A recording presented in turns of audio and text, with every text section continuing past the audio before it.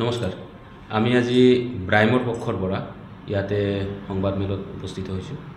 ব্ৰাইম Bijni railway যাত্ৰী অধিকাৰ মঞ্চ যোৱা 18 ছেপ্টেম্বৰ তাৰিখে আমি বিজনীৰ প্ৰায় 22টা অৰ্গেনাইজেশ্যনে বিজনীৰ কিছুমান ৰেল ৰখাৰ কিছুমান দাবী লৈ আমি স্মাৰক পত্ৰ এছএছৰ থ্ৰুত ডিআৰএমলৈ প্ৰেৰণ কৰিছিলোঁ। আৰু তাৰ পিছত পৰৱৰ্তী সময়ত যোৱা 8 নৱেম্বৰ তাৰিখে আমি এই 22টা অৰ্গেনাইজেশ্যনক একলগত মাতি এখন অৰ্গেনাইজেশ্যন বনোৱা হৈছে, যৌথ মঞ্চ বনোৱা হৈছে। এই যৌথ মঞ্চখনৰ নামেই হৈছে ব্ৰাইম, য'ত আমি বিজনীৰ বিভিন্ন ৰেলৱেৰ দাবীসমূহক উত্থাপন কৰিম। আৰু যোৱা 11 তাৰিখে নৱেম্বৰৰ 11 তাৰিখে আমি আমাৰ বিজনী কোকৰাঝাৰৰ সাংসদ মাননীয় জয়ন্ত বুসমতাৰী ডাঙৰীয়াক এখন স্মাৰক পত্ৰ প্ৰেৰণ কৰিছোঁ, য'ত আমি কিছুমান দাবী উত্থাপন কৰিছোঁ। আৰু আজি আমাৰ এই সংবাদ মাধ্যমত উপস্থিত আছে আমাৰ লগত আমাৰ ব্ৰাইমৰ সভাপতি সন্মানীয় সুকুমাৰ বীৰ ডাঙৰীয়া, আমাৰ লগত উপস্থিত আছে আমাৰ সংগঠনৰে উপসভাপতি সন্মানীয় গৌৰীকান্ত চৰকাৰ মহাশয়, আমাৰ ইয়াতে উপস্থিত আছে এছিষ্টেণ্ট ছেক্ৰেটাৰী গোবিন্দ সাহা আৰু আমাৰ RTI এক্টিভিষ্ট শুভদীপ গাংগুলী। গতিকে আমি বিচাৰিম যে আমাৰ বিজনীত কিছুমান নিয়মীয়া ট্ৰেইন ৰখাব লাগে, যিটো আগতে আমাৰ ইয়াতে বিজনীত প্ৰায় 18টা ট্ৰেইন ৰখিছিলে। আজিৰ দিনত সেই 18টাৰ পৰিৱৰ্তে প্ৰায় 14টা ট্ৰেইন ৰখা হয়, যাৰ ফলতেই আমাৰ বিজনীত যাত্ৰীসকলৰ নানান ধৰণৰ অসুবিধাৰ সন্মুখীন হ'বলগীয়া হৈছে। ইয়াৰ উপৰিও আমি যিখন স্মাৰক পত্ৰ মাননীয় সাংসদক প্ৰেৰণ কৰিছোঁ, সেই স্মাৰক পত্ৰত আমি উল্লেখ কৰিছোঁ যে আমাৰ চাব আৰ্বান ট্ৰেইনৰ প্ৰয়োজন আছে। বিশেষকৈ গাঁওসমূহক আমাৰ বিজনীৰ লগে লগে আমাৰ কোকৰাঝাৰ যিটো আমাৰ ৰাজধানী BTCৰ ৰাজধানী, সেই BTCৰ ৰাজধানীক কানেক্ট কৰাৰ কাৰণে BTCৰ ভিতৰত অন্তৰ্বৰ্তী কোনো ট্ৰেইন নাই। আপোনাৰ বাক্সাৰ পৰা আৰম্ভ কৰি যদি ওদালগুৰি এইসমূহ জিলাক যদি কানেক্ট কৰা যদি ট্ৰেইন নাথাকে, তেতিয়াহ'লে আমাৰ যাতায়াতৰ অৱস্থা খুবেই বেয়া হয়। সেইকাৰণে আমি চাব আৰ্বান ট্ৰেইনৰ কথা কৈছোঁ। আমাৰ বিশেষকৈ প্ৰয়োজন হৈছে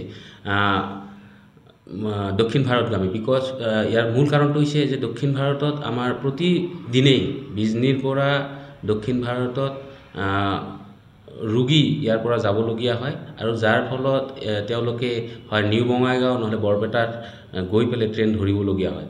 আৰু সেই ট্ৰেইনৰ সুবিধা যদি আমাৰ বিজনীৰ পৰা হয়, তেতিয়াহ'লে আমাৰ ৰোগীসকলৰ কাৰণে অলপ সুবিধা হয়। আনকি বিজনীৰ বেছিভাগ যুৱক যুৱতীয়ে দক্ষিণ ভাৰতত কামৰ তাগিদাতো যায় বা গুজৰাটত কামৰ তাগিদাত যায়। সেইবাবে দক্ষিণ ভাৰতগামী ট্ৰেইনৰ বিশেষ প্ৰয়োজন।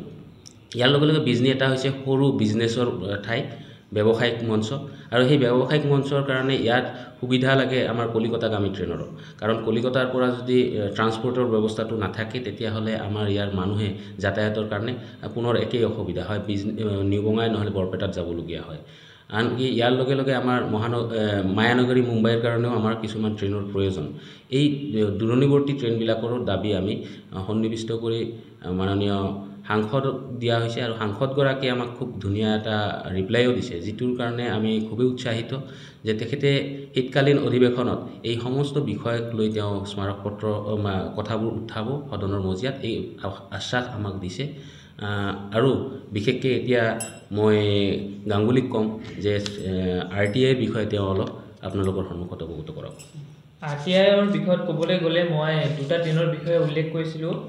প্ৰথম ট্ৰেইনটো হ'ল কামৰূপ এক্সপ্ৰেছ আৰু দ্বিতীয় ট্ৰেইনটো হ'ল কাঞ্চনজংঘা এক্সপ্ৰেছ। এই দুটা ট্ৰেইনৰ বিষয়ে মানে RTI কৰাৰ ফলত আমি জানিব পাৰিছোঁ যে কামৰূপ এক্সপ্ৰেছ ট্ৰেইনটোৰ DRM ৰঙিয়াই যোৱা 29/4/2025 তাৰিখত এপ্ৰুভ কৰি পেলাই হেডকোৱাৰ্টাৰ মাৰিগাঁৱলৈ প্ৰেৰণ কৰিছে, কিন্তু এতিয়ালৈকে আমি হেডকোৱাৰ্টাৰৰ পৰা কোনো আপডেট পোৱা নাই। আৰু কাঞ্চনজংঘা এক্সপ্ৰেছৰ বিষয়ে তেওঁলোকে একো কৰা নাই, যদিও আমি এতিয়া আৰু মেমৰেণ্ডাম দিছোঁ। আৰু বিজনী ষ্টেচনৰ যদি আমি RTI কৈছিলোঁ আয়ৰ বিষয়ে জানিবলৈ, যোৱা বিত্তীয় 3টা বৰ্ষৰ বিষয়ে আমাৰ তথ্য আমাৰ লগত আছে। 2022-23 আমাৰ এনুৱেল ইনকাম হৈছিলে 1,17 লাখ, আৰু 2023-24 বৰ্ষত আমাৰ বিজনী ষ্টেচনৰ পৰা ৰেভিনিউ জেনেৰেট হৈছিলে 1,70 লাখ, আৰু 2024-25 বৰ্ষৰ আমাৰ এইটো কমি পেলাই 1,01 লাখলৈ মানে হ্ৰাস পাইছে। আৰু ইয়াৰ মূল কাৰণটো হৈছে দুয়োটা ট্ৰেইনৰ একেবাৰে মানে বিজনেছ ষ্টেচনৰ পৰা মানে নাইকিয়া কৰি দিছে, যিটো হ'ল Alipurduar junction Kamakhya intercity express আৰু new Jalpaiguri Rangiya intercity express, যিটো বৰ্তমান বঙাইগাঁৱৰ পৰা অৰিজিনেট হয়। এইটো আকৌ ৰঙিয়াৰ পৰা অৰিজিনেট কৰিব লাগে, মানে এক্সটেণ্ড কৰিব লাগে। আৰু মানে যিটো ট্ৰেইন ব্ৰহ্মপুত্ৰ মেল, সেই ব্ৰহ্মপুত্ৰ মেল ট্ৰেইনখন কামাখ্যাৰ পৰা আকৌ ডিব্ৰুগড়লৈ সম্প্ৰসাৰণ কৰিব লাগে, যিহেতু আগতে এই ট্ৰেইনটো আছাম মেল বুলি জনা গৈছিলে, মানে দিল্লীৰ পৰা ডিব্ৰুগড়। সেয়েহে এই ট্ৰেইনটো কামাখ্যাৰ পৰা আকৌ ডিব্ৰুগড়লৈ সম্প্ৰসাৰণ কৰিব লাগে। ইয়াৰ যিটো RTIৰ যিটো তথ্য ওলাইছে, সেই তথ্যমতে স্পষ্ট যে আমাৰ ইয়াতে যিবিলাক ট্ৰেইন কমিছে, ট্ৰেইন কমাৰ ফলতে এই মানে আমাৰ যিটো আৰ্থিক ইনকাম, ৰেলৱেৰ যিটো ইনকাম, সেই ইনকামত হ্ৰাস পাইছে।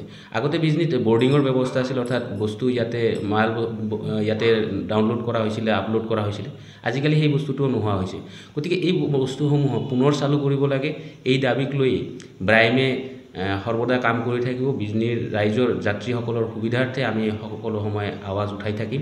আৰু আপোনালোকৰ মাধ্যমেৰে আমি আমন্ত্ৰণ জনাব বিচাৰোঁ যে অহা 14 নৱেম্বৰ তাৰিখে আমি ব্ৰাইমক সম্প্ৰসাৰণ কৰাৰ কাৰণে, বিজনেছ বিভিন্ন ৰাইজক ইয়াতে মানে অন্তৰ্ভুক্ত কৰাৰ কাৰণে অহা 14 নৱেম্বৰত আমি এখন আলোচনা মাতিছোঁ আৰু মিটিং দিছোঁ, য'ত সকলো অংশৰ মানুহে সমবেত হ'ব লাগে আৰু ব্ৰাইমক এক শক্তিশালী ৰূপত লৈ যাব লাগে। এইখিনিয়ে আপোনালোকৰ ওচৰত।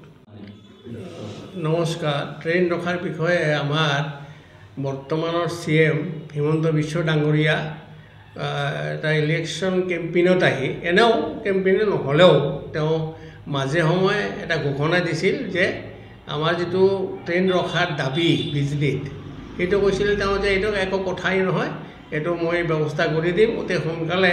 কামৰূপ এক্সপ্ৰেছ আৰু অন্যান্য দক্ষিণ ভাৰতগামী ট্ৰেইন, মুম্বাইগামী ট্ৰেইন, আপোনাৰ এক্সপ্ৰেছ ট্ৰেইন, এক্সপ্ৰেছ মানে বড়োলেণ্ড এক্সপ্ৰেছ, এই ধৰণৰ ট্ৰেইন মই বিজনেছ ৰখাৰ ব্যৱস্থা কৰি দিম, এইটো কৈছিল।